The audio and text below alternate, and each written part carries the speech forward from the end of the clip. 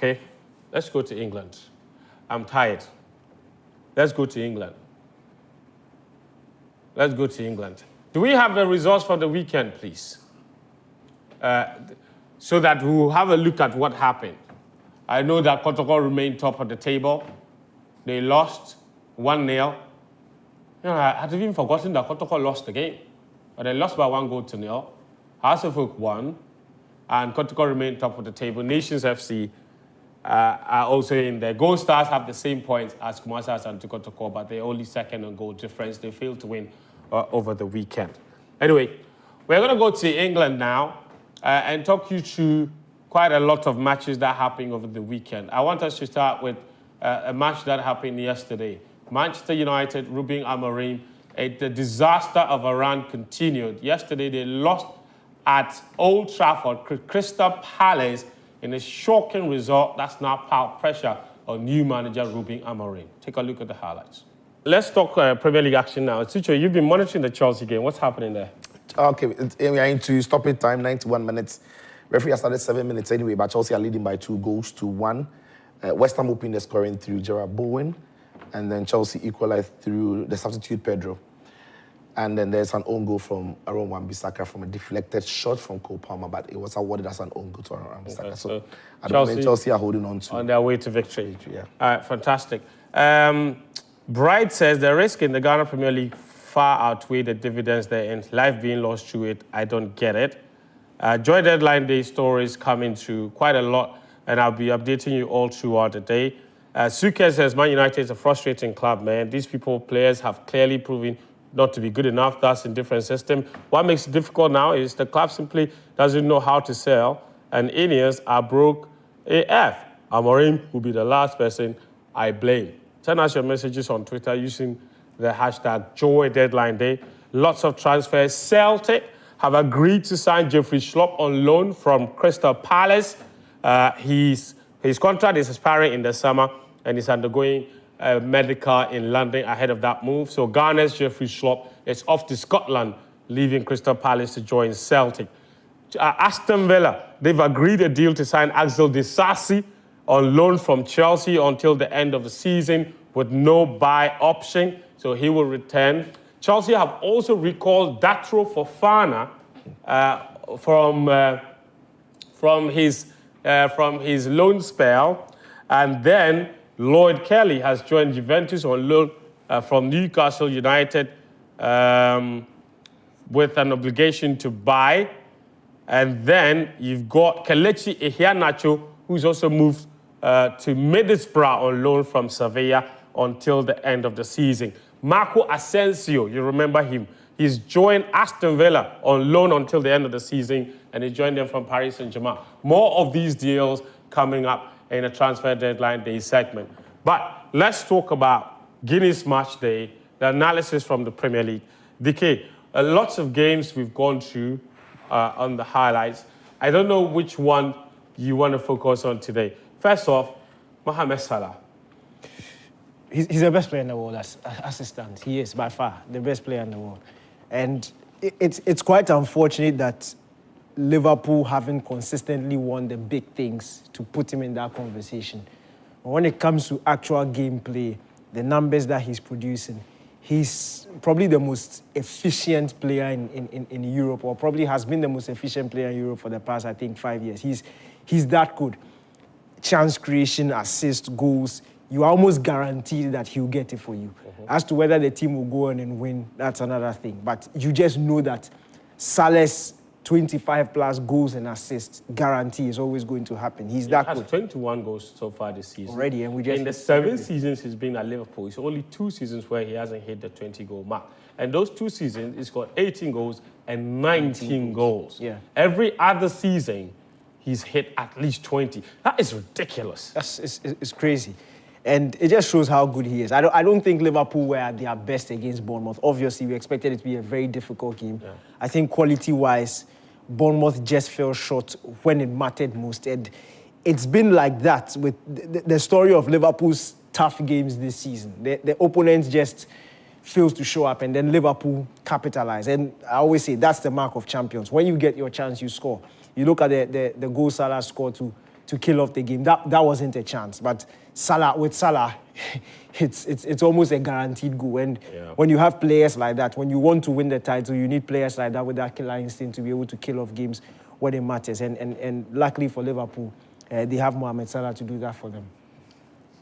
Let's talk about our featured game.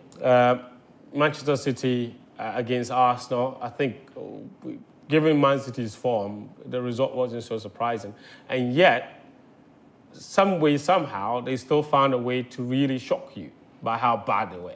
No, I think the result was surprising. Maybe many thought that Arsenal would win, but a thumping 5-1 win over City, even though we knew their form wasn't good, was still, I think, a shock. At the Emirates, I thought Arsenal were going to get a job done, but listen, 5-1 is massive. Look, I think we spoke about it before the game, and we just knew that in the middle of the park, City were going to struggle. And Declan Rice had an incredible game on the day. I thought he was for me on the pitch, the best player. His timing of the press, his angle of pressing, his pass selections, his energy when he was carrying the ball. And he was just bullying everything through that midfield for Arsenal. I thought it's one of his best games I've seen him play in that Arsenal shirt. And in the end, it turned out to give them that massive victory. But I think this is a game where, when you take the results out, I think some of the things you're going to be focusing on are the very key moments in the game. And I thought Arsenal didn't make the most of it. For example, when the game started, the first goal that Arsenal scored or City conceded was a giveaway, if you ask me.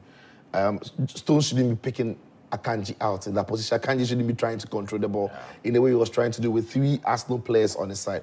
Credit to Arsenal that they initiated the press, they won the ball, but City should have dealt with the situation a lot better. The moment Arsenal scored that goal, City were unsettled. And for the first 20 minutes or so, Arsenal could have had more. And even when you relate it down to the can have a chance, Arsenal could have gone in front by 2-0. But credit to City, they bounced back. Getting to the end of the first half, they did bounce back. They got control of the game. They started asking some questions of Arsenal. Then, early on in the second half, Erling Haaland scored. I think at that point, where it was 1-1, City were the better side. And they had momentum with them. And you wonder if that goal could have taken them to the next step. Then another big moment in the game happens. Phil Foden trying to be ambitious, trying to square the ball to the far side. Thomas Partey brilliantly picks it up, scores a goal, and then everything deflates. So I'm thinking that even though City were not great, those 2 huge moments, they were huge moments because when you think you have the momentum and you've just considered a goal that you considered from Thomas Partey, it can derail you. And from that point on, Arsenal didn't look back. It was City who were trying to chase the game even more, try to be a little more adventurous. Arsenal were very comfortable to invite them on and try to hit them on the break. But again, it's some of the quality positioning of the Arsenal players on the pitch that was immense. City just couldn't get close to the Arsenal team. When you look at the Lewis Kelly goal, for instance, it was 4v4 for City and Arsenal in the corner on the left-hand side. But it's just that City couldn't get close enough to the Arsenal players and they could whisk away from them. Again, Declan Rice, wonderful pass to, Nwaneri, and he's scoring a goal. I thought maybe Ortega should have done a lot better. But ultimately, credit to Arsenal for the application and the show of character in that game. Fantastic.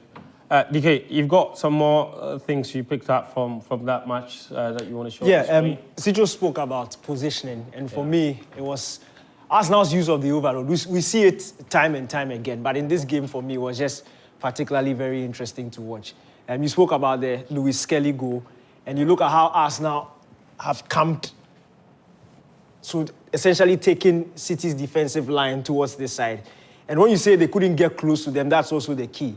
Because if you look at the position of Lewis Kelly, he looks like he's not the most dangerous person in this play. So City will obviously not get somebody tight to him. And again, look at the run that Odegaard is making. So for the City defenders in this situation, this is their concern. Right here. Vardy will be looking at Odegaard. They're all looking at the Arsenal men close to the box. As it stands, the goal scorer, who is Lewis Kelly, is not the most dangerous man. You know your opposition and you know who can cause you harm. But the midfield positions and the central positions that Lewis Kelly picks up, really impressive. We've seen it time and time again. In fact, he it's almost very similar to what Zinchenko used to do for Arsenal. But I think he has a bit more physicality and drive when he picks up the ball and a bit more assurity to his game. So the pass is open, he picks it up, and it's the 10 for me.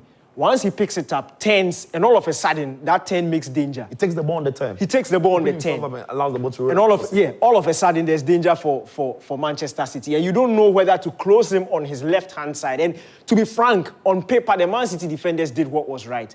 They tried to close him down and force him to the right side because that is his weaker foot. Yeah. But unfortunately for them, Skelly was able to get that striking and get the goal. But it all started with... Poor goalkeeping? Poor goalkeeping. I thought it was stronger hand to it, especially because of the weaker foot of Skelly. But again, that started with Arsenal camping Manchester City on that side. Then we look at the Nwaneri goal again. You talk about the overload. We see Arsenal concentrating on this side, and all of a sudden it frees up Nwaneri. But it's the vision and the pass from Declan Rice that makes this goal, because they could continue a couple of passes. Because we saw this movement a lot of times in the first half where Martinelli was free on the right-hand side, yet they were not picking the pass. But this time around, Rice spots him, and it's an instant long ball. And again, we talk about the overload and the willingness to get a runner to take defenders away. So you look at this run from Timber. Yeah. Once Nwaneri picks up the ball, he knows Nwaneri is going to go inside on his left foot.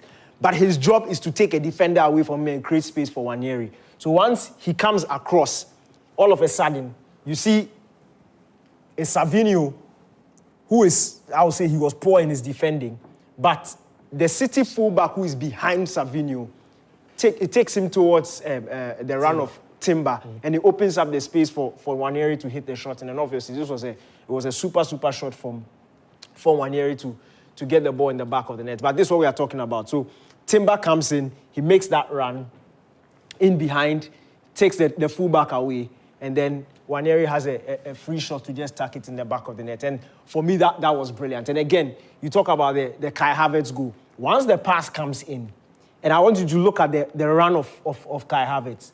Once the pass comes in, he could easily make this run here.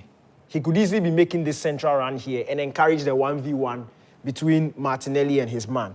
But because he decides to go on the other side and cause an overload. So this time around, what Havertz does here is causes a 2v1 against John Stones. And this puts Akanji in a very precarious situation because he can see the run of Odegaard coming. He can see Odegaard coming this way. He can see, this is Odegaard making this run. He can see him on his blind side. But should he stop and focus on Odegaard or help out his central defensive partner, who is John Stones in this situation? And that's the confusion there. But once play resumes, you see Havertz is able to get the ball. He cuts back. And before Akanji is able to close in, because of the confusion with the Odegaard run and the 2v1 that was caused, he's a bit late to close in. And Havertz is able to find the back of the net, which I thought was a super run and a super finish from him. But this, you spoke about the Partey goal. And for me, I think if this was another team, Foden would have made the pass. I think Partey was exceptionally smart in this. And unfortunately, we don't get the back view from this, but he started anticipating and making the move behind the referee.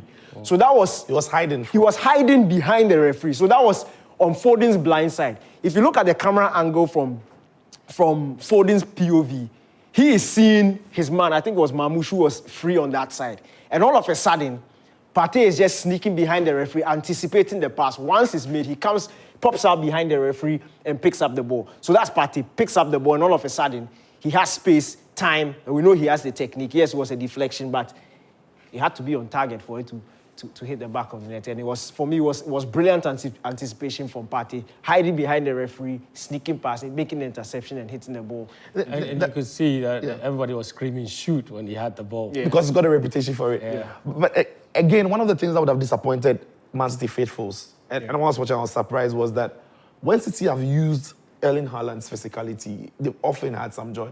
And we saw them when they played against Chelsea. Yeah. When they played the ball into him quick and early, he enjoys the physicality. I know Gabriel and Saliba are strong, but Erling is strong as well. The one time City dinged the ball into any space in that box, he was there to score. Yeah. Makes me wonder why Pep Guardiola's side, they don't try that enough. Makes me wonder why. Because when they are passing the ball around, it's not working. And you've got Erling Haaland and you're involving him. You need to try to... Because when you hang the ball up in the air, he's so good with his movement. And when he gets to the ball, or he causes conviction in the box, when he gets to the ball, he most often than not scores. So I think that is one of the things that was a real letdown, because the Arsenal back line was so stubborn that it was impossible to thread balls through. Yeah. I was thinking after Erling had equalized and he had gone down by 2-1, they would have resorted to crossing the balls early into the box, but that is Pep. He'll keep the ball on the turf. All right. That's it. Thank you, Daniel, for Guinness Match Day. Listen, your messages are welcome. The WhatsApp number is on your screen, 055-157-5757. Send us a message. Musbah will join us to read all your messages for you. Also, use the hashtag #JoyDeadlineDay to get in touch with us. Okay, you can see it in the background, Transfer Deadline Day. So use Joy Deadline Day to get in touch with us, because that's what we are getting into now on the show. The show is proudly sponsored by Piva Beverages, also by Guinness, by Syntex Tank, and Kivo 4-in-1 Gary Mix. So we'll take a short break. When we come back, we're zooming straight into Transfer Deadline Day.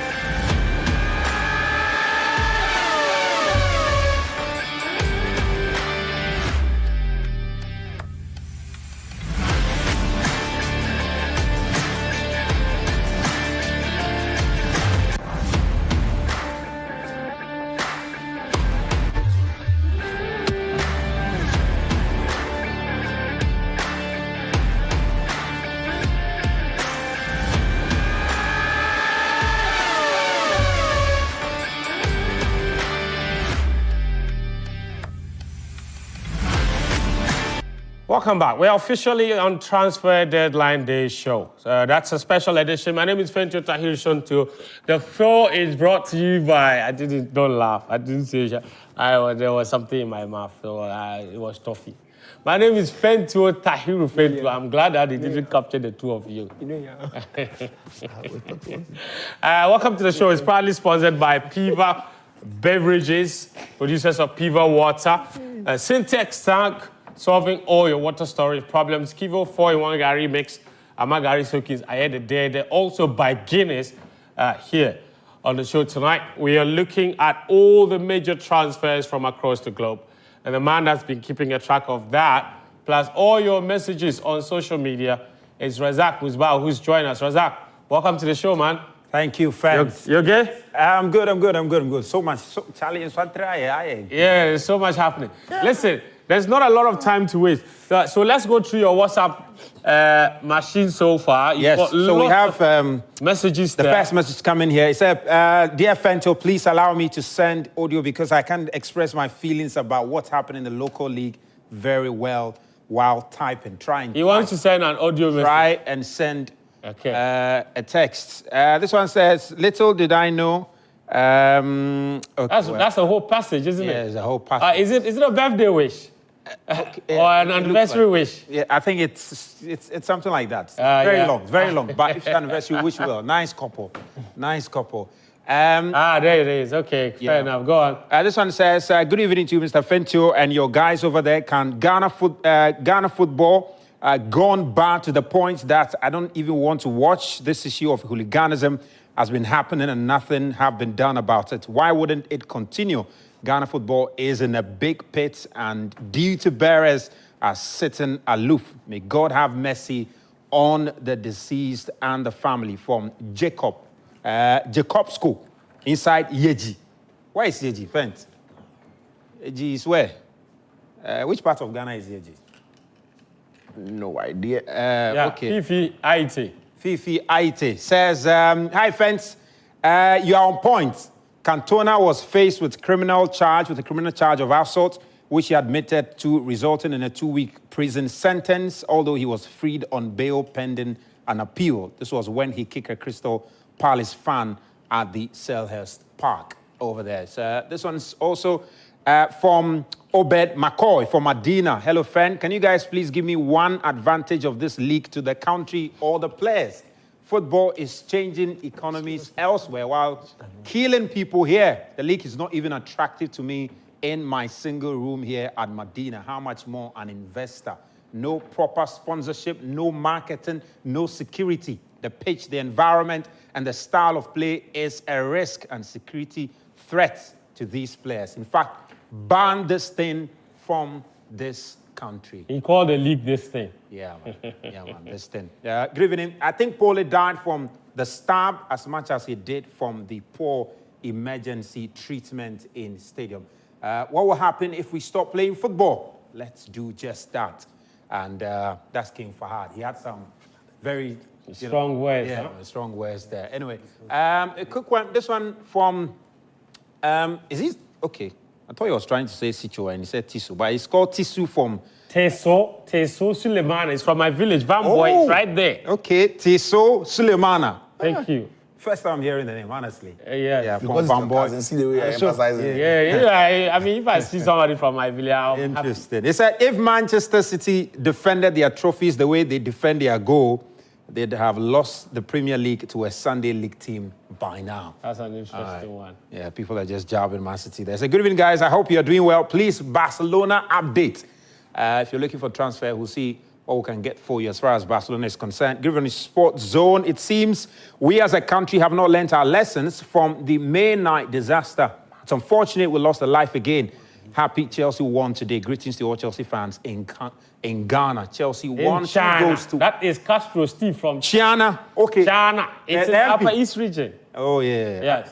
China reminds me of China, the MP. China, not Chinya. Chinya is my MP. China, it's a town in the Upper East region. Okay. Yes. Castro Steve. All right. Exactly. All right. Chelsea won 2-1. A comeback victory against West Ham United. Graham Potter wanted to do some, but we cut some small. They said, another bad weekend for Ghana football. Whether rain or shine, that's all we have. So let's support the GFA to make things better. Ghana football will rise again. Mensa from Takoradi. Full of support for the Ghana football. This one, still on Chelsea. Chelsea is back to his position. Maresca should be careful about selection of his first 11. Chelsea with some fire emojis there. So Chelsea back into the top 4 ahead of Manchester City, while Man United languish, trying to avoid relegation. Hi, Fent. My heart is seriously saddened over the act of the Saint-Germain fans. I mean, how can they go to that extent? Murdering someone. Nowadays, even in my village, Bandai. Bandai. Bandai. That's Karim's village. Ooh, nice. Bandai. You don't see this kind of act. But our security sector to have a problem. Joseph from Bandai. Hi to Karim. Sending greetings to my people at Bandai. Yeah, sure. So those are the messages. Thank you, Reza. We'll come back to you for more messages. All right. But let's do transfers now, because there's quite a lot happening as well. I can tell you that Willian has also made a move. Fulham have re-signed Willian. A bit of a surprise, isn't it? How many times? As a free agent, he left Olympiacos. Yep. And there's news also that Rob Holding, you remember him, the former Arsenal defender, he's joined Sheffield United on loan for the remainder of the season. So the transfers are coming in left, right, and center. Join us with your thoughts on Joy Deadline Day. Musbao has a wrap of all the transfers that have happened so far this season. But there's been quite a lot of transfers also involving Ghanaian players this January transfer window. Lots of Ghanaian players have moved around in Europe a lot. So we've put together this wrap capturing all of them in this piece. Enjoy. Whose move from Celta Vigo to Real Valladolid on loan until the end of the season was the biggest transfer involving a Ghanaian player after spending nearly a year on the sidelines last season due to an injury he sustained while on international duty with Ghana. The 29-year-old has struggled to break into the Celta team. Versatile midfielder Michael Bedu swapped Elfsborg for championships at Plymouth, signing a contract until 2028. The reported 1.7 million euros paid for the 25-year-old is the highest fee the club has ever paid for a player. Kamal Soa has signed a 2.5-year contract with Dutch Eredivisie club NAC Breda after terminating his contract with Club Brugge. Former Levante striker Emmanuel Boateng has returned to Europe after signing for Turkish Super League club Gaziantep. 20-year-old forward Raymond Asante completed a permanent transfer to Belgium top-flight side Sporting Charleroi, signing a deal until 2026. The former Udinese youth star has the option to extend his contract for another 2 years. After battling a series of injuries that obstructed his progress at FC Basel, Emmanuel Essiam has joined Swiss second-tier side FC Arau on loan until the end of the season without an option to buy. Hungarian top-flight club Puskás Academia have signed striker Joel Famir on a 1.5-year deal from Rubin Kazan. Finally, Black Meteors goalkeeper Jordan Emisa has joined Scottish Premiership side Ross County for the remainder of the season on a free transfer. All right, so lots of transfers. Celta Vigo, Joseph Edu leaving to go to Valladolid. Listen, Sicho, which of those transfers are you most excited about involving Ghanaian players? Well, I think Joseph Edu needed games.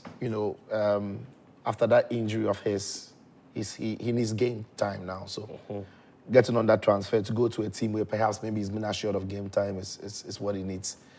And we wish him the very best. He had a very terrible injury.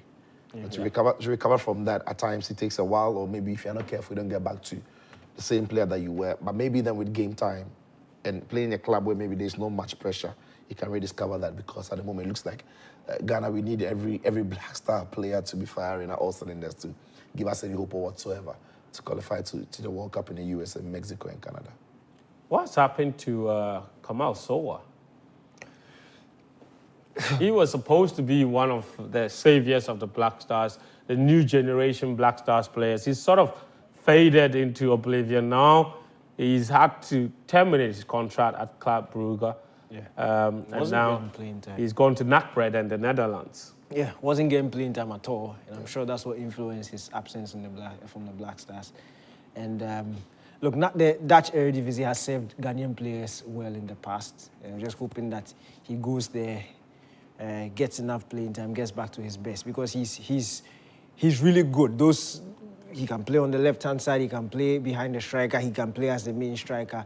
You need that versatility in the team, and those are the sort of players that most coaches gravitate towards. So hopefully he can get back to his best at NAC Breda. But I'm really excited about the ACM transfer. For me, he's one of the most promising midfielders we have in the country. Strong, very good reading of the game. He has an exceptional passing range.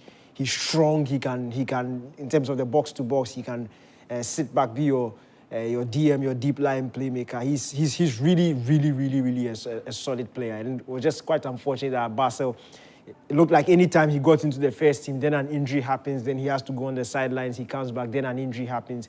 Now he's got this transfer, just hoping that he can keep the fitness level up, get enough playing time, because he's one of those players that on his day, I'll not be surprised if he can get a good sustained period of playing time. He can easily be slotted into the Black Stars, especially as we are slowly trying to rebuild this team, especially in the central areas. You look at Thomas Partey, and you just need to accept the fact that very soon he would have to pick between club and country, because his legs may not be able to carry that pressure. And then, so when you have a player like Esiam who has the potential to replace him, if he's ready and he's fit and he's getting enough playing time, to really be happy I'll really be happy if he can get that chance and join the Black Stars. Musbao, let's come to you now.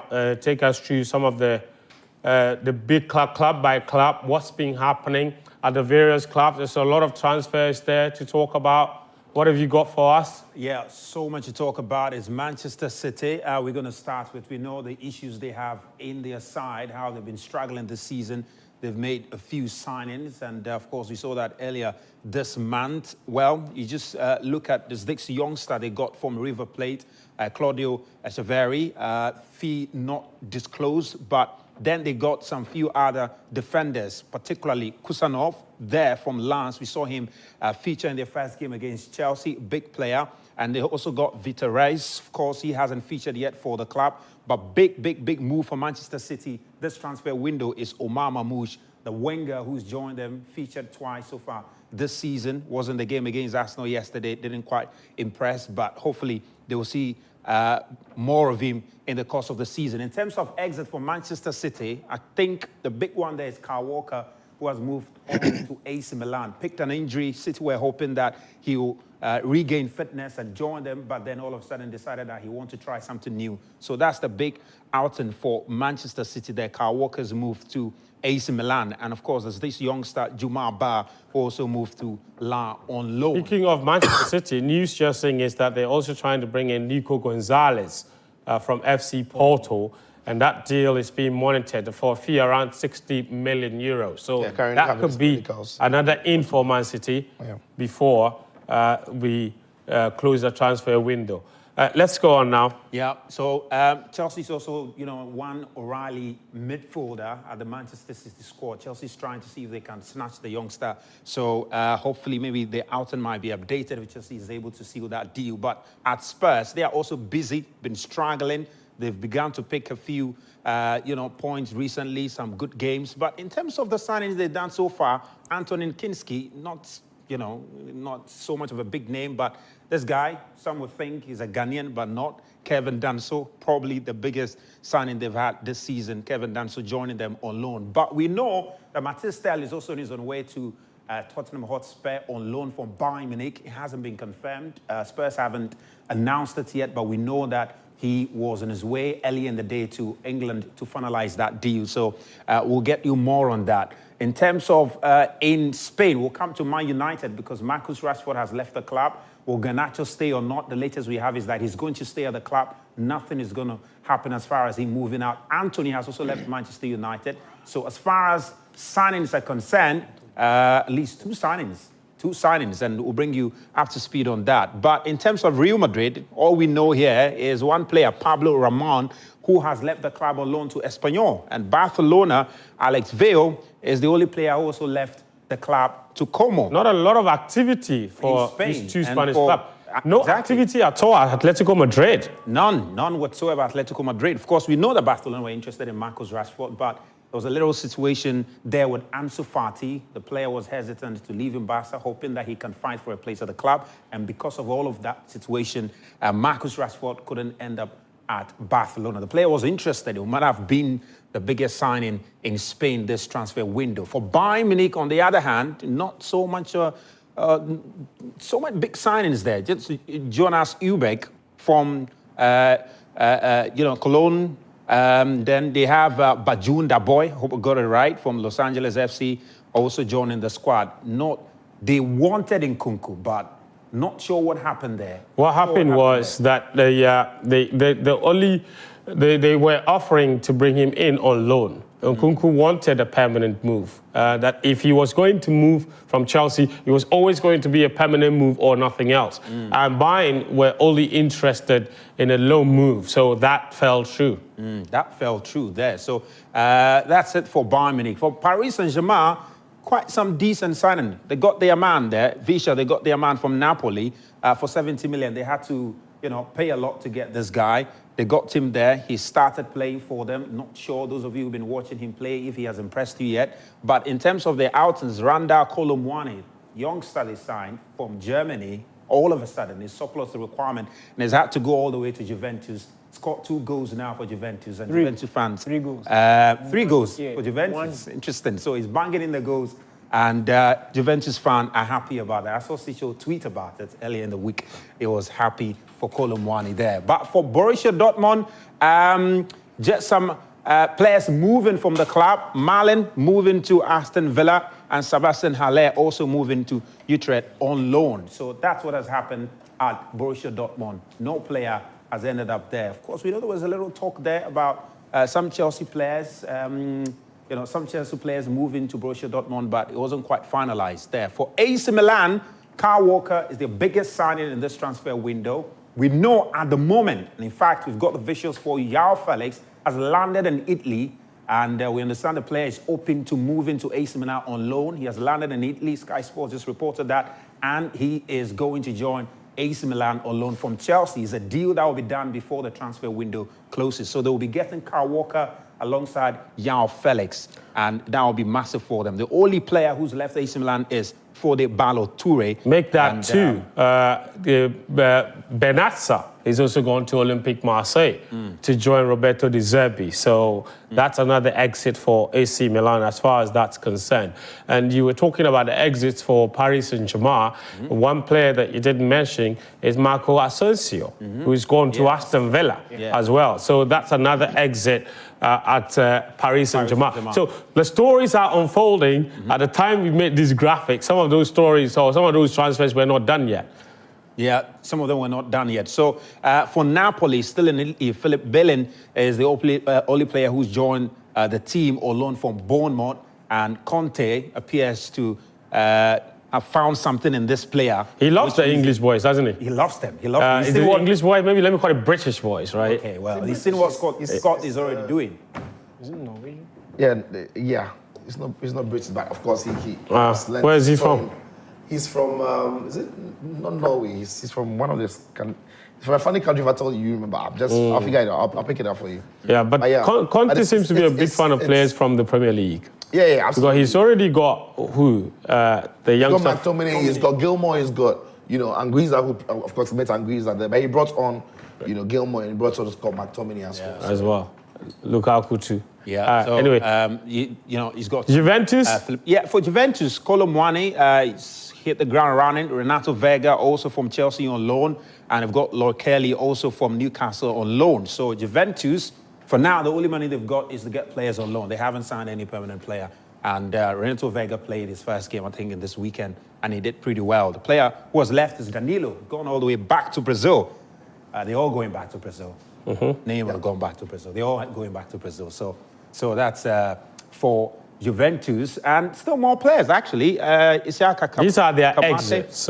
Yeah, man. So Thomas Palacios, Toyon, Buchanan, Villarreal, and Monza, and Modena, all of these players moving out on loan at Juventus there. So that's what we've got for you as far as Juventus is concerned. As for Arsenal, who destroyed Manchester City yesterday, you were thinking they would try and get a striker, because everybody was talking about Arsenal getting a striker, Well, they couldn't get a striker. We know that they did bid for Oli Watkins, but Aston Villa told them that the man is not for sale, especially at this time of the season.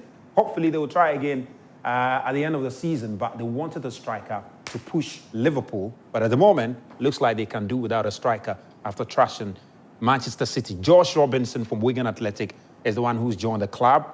Players who have left: Stevan Bejitic to Las Palmas, Marcelo. This is Liverpool. Liverpool's out. Yes, so this is Arsenal's out. So Arsenal didn't have a player Robinson in. They didn't sign any. And Liverpool does also have a player in. They only have outs. Exactly. So they've got Stevan Bejitic, who's gone to Las Palmas on loan. Marcelo Pizzaluga has gone to Fluminense for an undisclosed fee. And Reece Williams has gone to Morecambe for a loan extension as well. So that's interesting from those two clubs young players who are chasing the Premier League title. None of them has brought a player in. Is that surprising? Did any of them have a need? Yeah, I think Arsenal needed to bring in a striker. They need a striker. Arteta confirmed that they were looking to bring in a striker, but it doesn't. Again, another transfer window has passed, and it's like Arsenal haven't found the striker they are looking. I wonder what type of striker they are looking for that they can't seem to find on the market. But we know they tried to get Oli Watkins, and then Josh Duran left, and that sort of destroyed that deal from happening. Because obviously Villa are not going to let two of their strikers leave in one window. Arsenal were also interested in, I think, was it Tony at a point? That was somewhere last season. It just didn't happen. When Al Nassr wanted either Boniface or Josh Duran, it looked like Arsenal were thinking about the possibility of getting the one that Al Nassr will reject, and they just opted not to go at all for Victor Boniface. So I'm pretty surprised that Arsenal don't have a striker. I remember that at the start of the season they lost Nketiah, who was their backup striker to Kai Havertz. They've not replaced him. Now Gabriel Jesus is in the jet. Now, exactly. So I'm really surprised Arsenal didn't go for a centre forward this transfer window. And we know they were interested in Matthias Stel too. Yeah, and that's the issue. By the way, he's from Denmark. I mean, Philip Billing. Yeah, he's Danish. Yeah, the issue with getting a striker in January for Arsenal was always going to be, if they're going to get a striker, it's got to be a striker who comes in and hit the ground running. Absolutely, like he's an upgrade on everything they have. I don't think Tel is that one. If Tel comes in, it's going to be a squad player as an option for the centre forward place. So maybe if you have a very good striker and maybe you have an Erling Haaland in your side and you need another striker to be a backup to him, you can think of Tel, right? For a club that wants to compete for But they need a number one. But they need a number one. And I thought Oli Watkins would have been a very, very good deal for them. But it was never really going to be an easy deal for them to do in January, considering what Danny mentioned. They were losing John Duran. What about Duran himself? Yeah, the competition with Duran was Al Nassr, and the money that they were going to pay. Arsenal were never really going to. They were never really going to match that money. So I get why Arsenal struggled to find a suitable centre forward. You were looking at Dusan Vlahovic again. Juve were willing to let him go, especially in January. So maybe in the summer Arsenal might go back for some of these targets, but it's always difficult in January. Okay. Listen, Musbah, are you done? We've not seen Man United, Chelsea. There's a lot of activity with those clubs. Yes. Tyrell Malacia, he's gone back to the Netherlands to join Paris, PSV, Eindhoven, on loan from Manchester United. That is a bit of a shocker. Is it? How is it? Well, Malacia was supposed to be Luke Shaw's replacement when he was signed. Not necessarily. I thought he was coming in as a backup to Luke Shaw. And from the first couple of months, I thought for some people who saw him, I was inclusive, that he wasn't good enough for the level of Man United. I'm not surprised that he hasn't worked out for him. He also hasn't been helped by the injury situations with him. And maybe then the Eredivisie is where he can flourish. And I wish him well, because every player needs to get back to playing well and enjoying football again. I don't think he did that in Man United. Interesting. And then you've got quite a few other things to talk about. Listen, Chelsea have decided to recall Datro Fofana. I'm not sure if he will play. I don't exactly understand that decision. Do you? I also don't know. Nkunku is not going. Mark Gui is there. Nicholas Jackson is a starting striker. I really wonder why that decision has been made. But look, Chelsea know why. They decided to loan him. They are calling him back.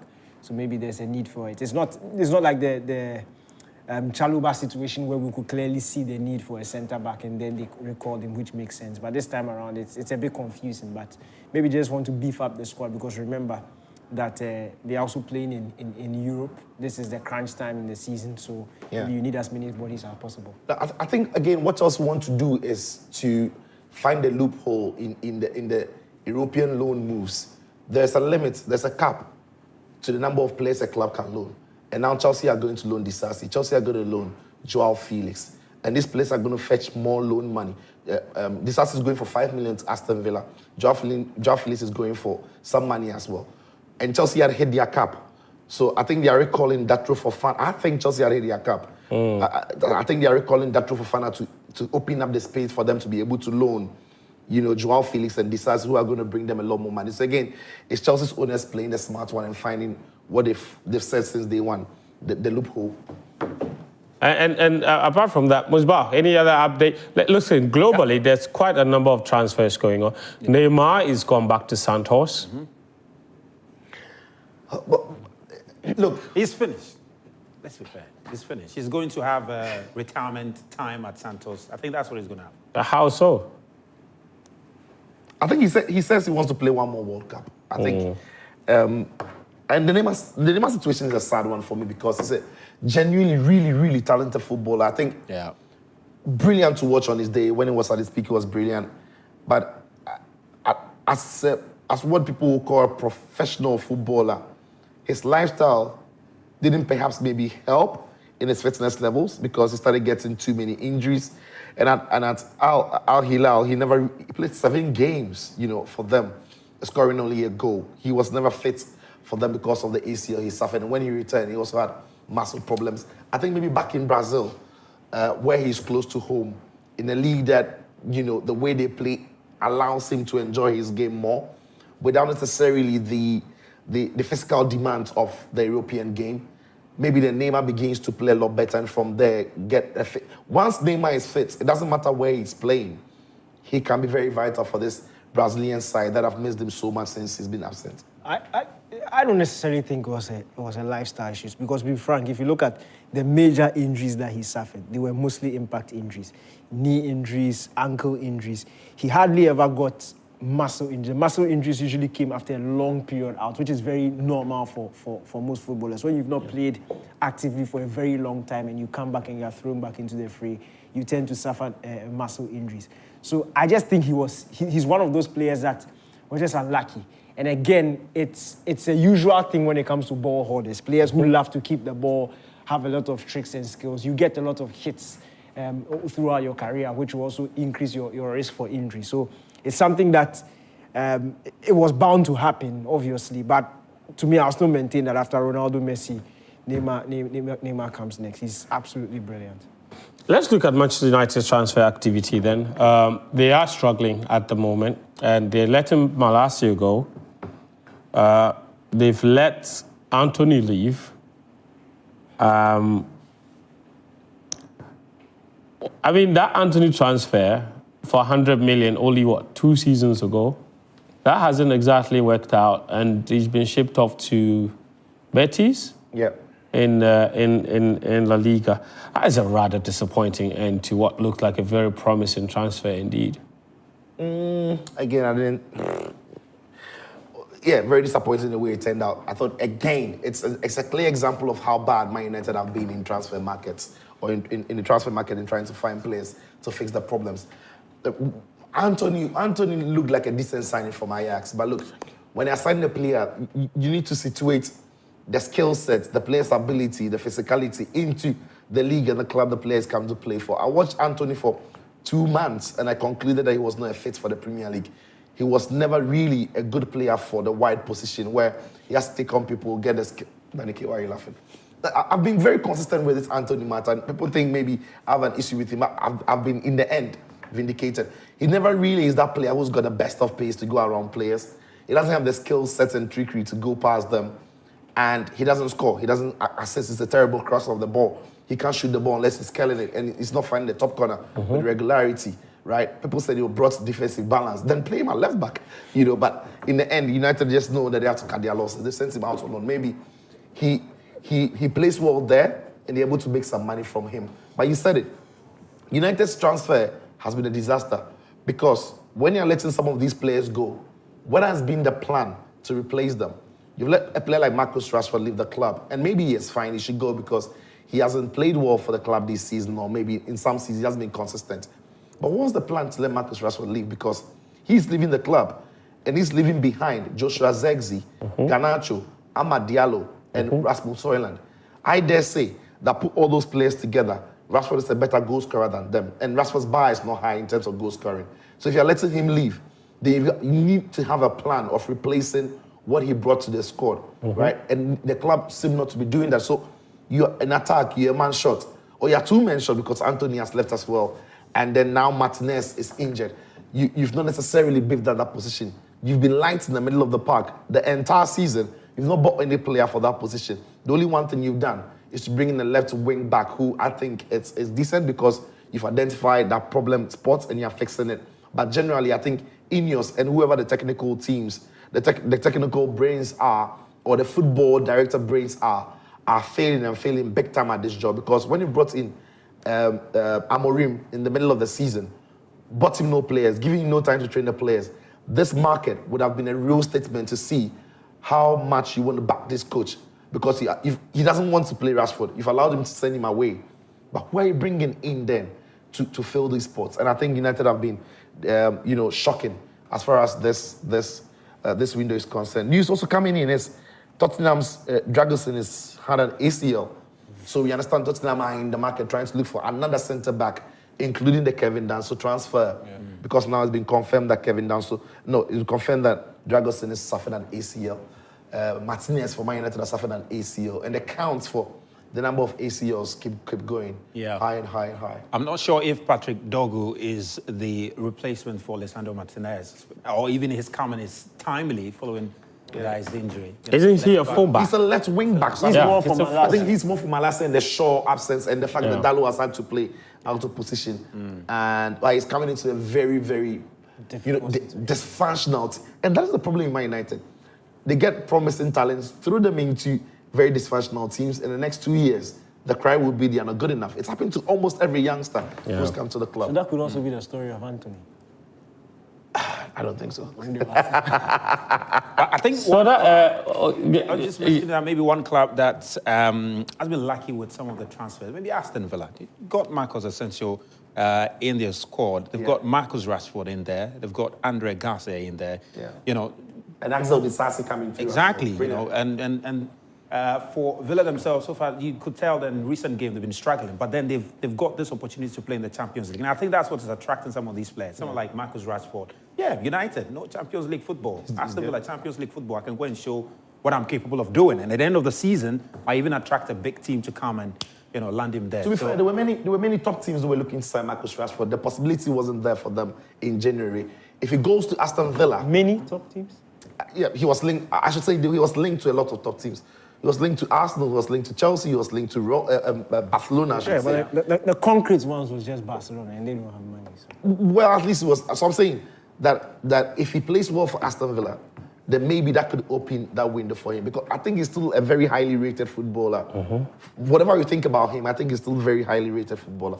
If he goes there and that's where it's going to be fine. But I like what Villa have done because they've struggled because they are playing in Europe and their squad is not big enough to accommodate the schedule in Europe and the Premier League. But now they've got a lot of bodies around the team where the United Emery can shuffle and maybe get the best out of both competitions. Yeah. So, I think there's just this one guy here. He's always moving. Michi Batshuayi.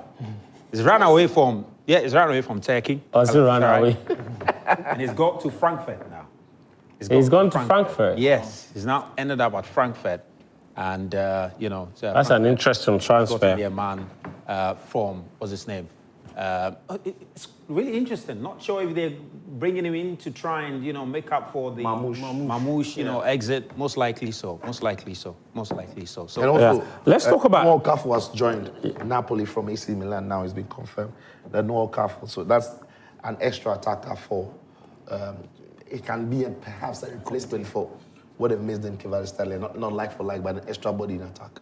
Sebastian Haller has also left Dortmund. He's gone to Utrecht, if you like, in the Netherlands. In the Eredivisie. That is a good transfer for him. Another player that I'm very happy about is Dele Alli, who's joined Como. He's joined... Fabregas, who's the head coach of Como in Serie A. They're doing wonders there. He also wanted Rashford, by the way. Yeah. And Carney Chukwuemeka has also left Chelsea alongside Renato Vega. Yeah. Right? Chukwuemeka is going to Dortmund. Yeah. Thoughts on that? Malling has left. It's a typical Borussia Dortmund deal. Signing. Don't be surprised if in the next couple of years, Chukwuemeka is now... Is it a permanent deal? 70, 80 million. I think it's a permanent deal. I think it's a loan deal. No, it's a loan deal. Chelsea are willing to offload him. Yeah. I think there's an option to buy. Don't be surprised if Dortmund make that permanent. Yeah. It's good for the player. I think Dortmund gives you the opportunity. We've seen lots of youngsters, especially English youngsters, go into Dortmund and now do well. So then... maybe then it's an opportunity. He wasn't playing at Chelsea. He wasn't getting game time. So it's a good opportunity for him. Speaking of Chelsea, I remember the last time we did this was the summer transfer window. Last time we were here for the summer transfer window, Joao Felix was on his way to Chelsea. We spoke about the fact that, and I spoke about the fact that you don't really know what he gives you. He's interesting to watch, but apart from that, no guaranteed goals, no guaranteed assists, no guaranteed chance creation. He's just nice to watch. Yeah. And if you are going for big teams, if you're a big team and you're going for big things, he's not the sort of player you should have on your books. Everybody, and look, countless number of teams have tried to get the best out of him. That potential has always been there. But he's never given me that potential of a guaranteed goal scorer. He doesn't know how to score goals. He doesn't have the discipline to guarantee assists. He's always giving me that sense. He's very interested in playing nice football. He can dribble past 1, 2, likes the flick-ups, the link-ups. He's cute on the ball. He's cute on the ball, but he doesn't have that killer instinct mentality. And I'm not surprised that Chelsea are letting him go. It looks like he's going to Milan He's going to Milan. But how does he fit into the Milan? It doesn't look like he plays similar maybe to the Rafael Leao position, sort of. I'm not sure how he fits into that team. Well, look, I think he and Rafael Leao maybe have got similar attributes, but different players, because Rafael Leao is a great carrier of the ball from deep areas. He can skip past people. I think what Joao Felix has got more is the close ball control in tight areas. He can do that. So that could be the difference between them. Again, now Milan have lost Morata. Morata has left for Galatasaray. So he's off the books now. So it means maybe then Joao Felix is coming in as an extra attacker, because they've now only got Noah Okafor is left to Napoli. They've now only got Tammy Abraham up front for them. So it'd be interesting to see how Conceição uses, his Portuguese connection to get the best out of Joao Felix for that Milan team. Joao Felix is an interesting player. Danny mentioned it. He's cute on the ball. He does a lot of things. He's just not clinical enough, whether in his passing or in his finishing. If he can, he's not any younger, but if he can find any clinical edge to his game, he will be a wonderful player. Yeah. Maybe in Milan where, in Serie A where there could be some time and space on the ball at times when you play. Maybe that is where the game suits him. I thought the Premier League at times were too fast for him. And in Atletico Madrid as well, they didn't play in a style that suited him, because Atletico Madrid's attacker starts the game very deep. So if you're Julian Alvarez or Griezmann or Angel Correa, you're starting the game very deep. You have to carry the ball, run across to the far end. That was just not his game. Maybe in Milan, he discovers a league that maybe accommodates his skill sets. Kyle Walker to AC Milan. I saw him over the weekend in the Milan derby. He had a decent game, to be fair. But, I don't think a lot of people expected that he would leave mid-season. Yeah. But it happened mid-season, and he seemed like, he was asked what the conversation was like when he went and sat in front of Pep Guardiola to tell him. And it seems like he had just made up his mind. He just wanted to leave. Yeah. And I'm not too surprised, because remember, he wanted to leave at the end of the window. Pep last season? Yeah, last season. Pep intervened. He ended up extending his contract by, I think, a year. And then the struggles with Man City started. Look, this is a player, he's won everything. He came to Manchester City to win everything, and then he won everything. Yeah. At the end of the Champions League winning campaign. In fact, if you read, he wanted to leave, but then Gundogan left and he had to stay. Then now he wanted to leave at the end of next season. Captain. They made him club captain, really, just to convince him. Now he wanted to leave at the end of last season after winning 4 Premier League titles in a row. The edge to win more just wasn't there for him, and he needed a new challenge. So for him, I'm not too surprised. But also personal family issues. Yeah, he wanted to run away from, not run away, but get himself into a different environment. You've already said this. But I think quite a number of players are going to leave Man City at the end of the season. Kevin De Bruyne most likely going to leave. Yeah. Edison also likely to leave. Bernardo Silva is always linked with the move. Bernardo Silva is also going to leave. So I think it's the beginning of quite some exodus of The only players. player who won't leave is the one who's committed himself to 2035. He said he just started, so he just started. But James Ward-Prowse has also been recalled from Nottingham Forest back to West Ham. It looks like Graham Potter wants to do something with him.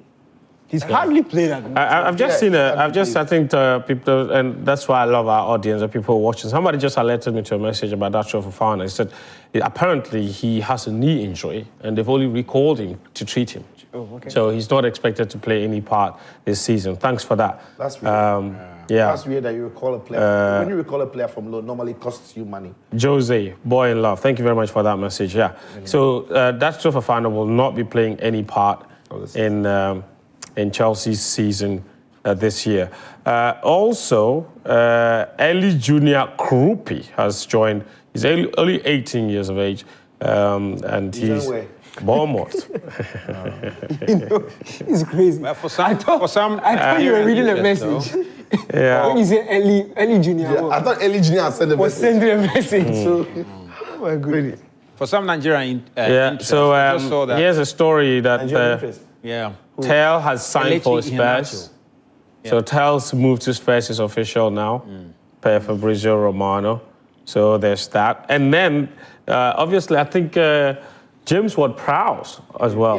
Yeah. He mentioned it's been recalled back. Oh, yeah. It's been recalled back to his parents' club, West Ham. I think with Graham Interesting. Potter, I think there's a place for him. I think there's. Nottingham Forest is never really good. Unfortunately for him, that midfield just clicked. He never really had the time to get into the side. But I'm wondering, then what do you think of Liverpool not getting into the transfer market? When you look at Liverpool team, we are into the very, very crucial part of the season. Champions League, FA Cup is going to be coming. They're in the Carabao Cup semis.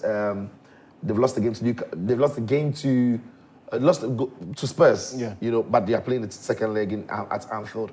And there's the league. It's not done yet. When you look at the Liverpool squad, should they have done something in the transfer market? Especially at centre back. I think Liverpool should have tried. Obviously, you're not going to get your ideal target. But somebody who will be able to do the job at least till the end of the season. Because as you said, there are lots of games. And for Liverpool, it's in their nature. They are going to fight for everything. That's what they've been doing season after season after season and the club. But this time around, they want to change it by attempting to at least win multiple trophies. They are top of the league. They were top of the Champions League group stages. Looking like the most informed team in Europe as it stands. So right now on paper, there's no team Liverpool can't beat. And they would want, I thought that at least a centre-back, maybe in midfield also. I looked at the Bajcetic's deal, allowing him to go on loan. A bit surprising because... I'm surprised he hasn't had a look in under Slot. I really thought it was a slot. It would be a slot kind of I thought... He would have slotted into Slotto's system. Clean. I thought they should have kept him around at least as an option.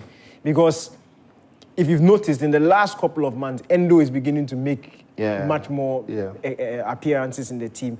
That midfield combination of Gravenberch and McAllister, to be frank, by the end of March, the tiredness will be getting in there. Sometimes, for some of these FA Cup games, you need to be changing it a little. I thought they would have kept Bajcetic, but, well, to be frank, when it comes to planning, Liverpool they know how to plan, and maybe luck is also on their side. So they know what they're doing. Yeah. Chelsea have signed another youngster. He's called Matthias Amugu. He's signed for the £50 million, or 50 million euros plus sell-on clause from Saint Etienne. He's French, and he will be sent back to which club in France. Strasbourg. We only have a few minutes left. I want them to go through the messages again. Yeah. Okay. Guys, get me the messages, all right? Let me see. Yeah. Got them here. Let's see what some of our viewers are saying. Well, again, and then... this one says, good evening, I'm Kinsley from Afrancho in Kumasi. Just want to know the latest development on the exit of Disasi. He is overstayed at... Azil Disasi has gone to Aston Villa. Aston Villa, right now? Yeah, he's gone to Villa. Wow. He's gone to Villa. To Spurs. No, he's gone to Aston Villa. Azil Disasi. Was he that bad at Chelsea? I don't think so. I don't think he's been fairly... unfairly... Towards the end of last season, he was decent. But this season, he's been struggling. But also partly because the manager hasn't really used him in one position. And the way the manager uses it. But anyway. Yeah. So anyway, good evening, guys. Updates on transfer news, especially Chelsea, Livingston Sunday from Two Minds. What we can say is that Chelsea has not signed a player that will play for them. Even the only player they signed. Yeah, anyway, that's the point you were making. Yes, that will play for... So don't expect the Chelsea squad to change. In fact, if anything at all, some of them have left. So, João Felix is gone, Azil Disasi is gone, Carney Chukwuemeka is gone. Ben Chilwell is gone to Crystal Palace as well. So, quite a lot of... That's a weird deal for me. On loan though. So. We missed out on this transfer. I don't know. I think it could be impactful for Graham Potter. Ivan Ferguson from Brighton to if he is fit. Whoa. If he is fit and he's firing, I think he's going to be an important signing. What a big guy. Considering Ings and Antonio's. All right, Razak, any more messages? Someone was asking, good evening, Joy, please update from Arsenal and Arsenal transfer. No signings at Arsenal. Go on. For Arsenal. Please, Man City buy Nico Gonzalez. We understand that deal is still on. It's likely to happen before the end of the transfer window. Okay, still, this has to do with the incident. So Napoli was responding well, and they actually stood there hours for the guy to die. Ambulance, no petrol, police officers just standing there. Anyway, quite unfortunate incident there. This one says, hi, Fen, tell the Chelsea board, we want a proper striker. My greetings to Daniel and Sicho. They kidnapped Sicho. I don't think my Arsenal should sign a striker this summer. Hopefully next season, a good striker. Hopefully next season they'll sign a good striker. Well, maybe from Razak, thank you. Anyway, I think that's. I think the rest of the messages. Right? Well, that's quite a lot. Yeah, quite a lot of them. I may not be able to go through all of them. Quite a lot of them. But guys, we appreciate all of. I hope that you've been informed. So whatever deal that is happening, we'll continue to provide updates for you on our Twitter handles as well. But we have to call it a night. We've been here 2 hours. Thank you, Sicho. Thank you, Daniel. Thank you, Razak, as well. And thank you to all of you for tuning in to our very special edition of Sports Zone, lasting 2 hours. Started at 9 p.m., wrapping up at 11. We are back again next Monday with another edition of the show. Until then, very big thanks to our sponsors, Piva, Guinness, Syntex Tank, and Kivo 4-in-1 Gary Mix. My name is Fentu, Tahir Fentu. Take care, and bye-bye.